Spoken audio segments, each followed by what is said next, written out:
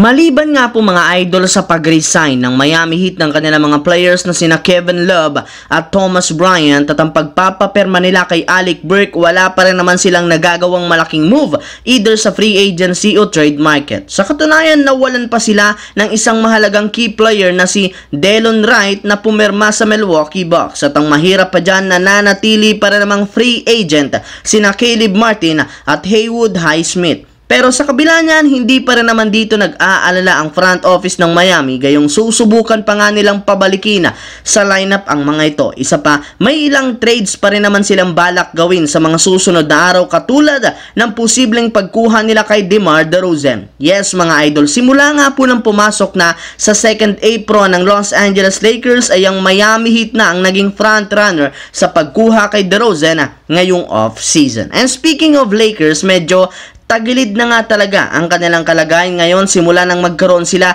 ng agreement ni LeBron James na makuha ang max contract nito. Ngunit kahit ganon, hindi pa rin naman sumusuko sa pakikipagnegosasyon ang agent nito na si Rich Paul upang sa ganon mapababa ang sweldo ni LeBron simula $1 million hanggang $5 million.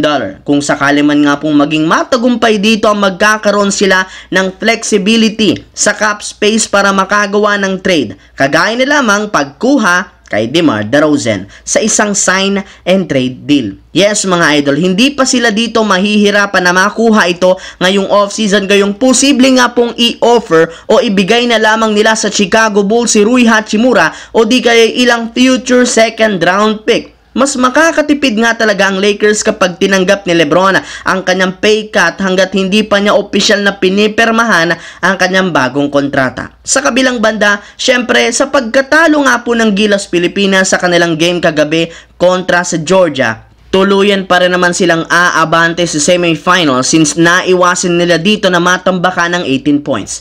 Yes mga idol, tabla sa 1-1 ang record ng mga team sa kanilang grupo kasama ang Georgia at Latvia, at magbabase na lamang sila sa point system kung sino ang mag-advance. Kaya dahil dyan, top 1 dito ang Latvia habang top 2 ang kanilang grupo na Gilas Pilipinas. Ngunit mga idol, hindi rin naman yan magagawa ng national team kung hindi dahil sa kanilang head coach na si Tim Cone. Alam naman ninyo, hindi nga po na maging maganda ang simula ng Gilas sa second game laban si Georgia, at syempre dala na rin naman ang puyat at pagod. Dahil dyan, maaga nga silang natambakan ng 20 plus points since napakadali ditong sumalaksak at magdunk parate dahil sa napakalamihan nilang depensa. Ngunit simula nga po na gumawa ng adjustment si Coach Tim sa paggamit niya ng zone defense, bigla nga pong nagbago ang sitwasyon.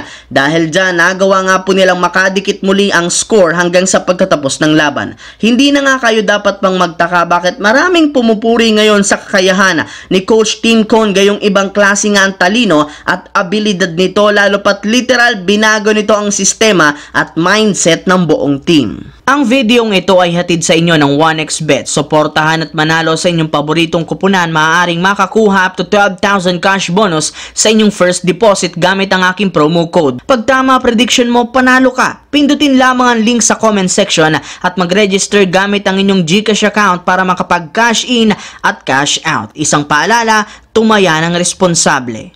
So yun lamang mga idol ang ating bagong video na ating pinag-usapan ngayon dito. Once again, this is your J-Zone TV. Huwag kalimutang mag-like, mag-subscribe, pindutin ang notification bell sa aking channel para lagi kayo maging updated sa mga videos na pinapalabas ko. Isang malaking shoutout sa lahat mga idol. Maraming salamat po.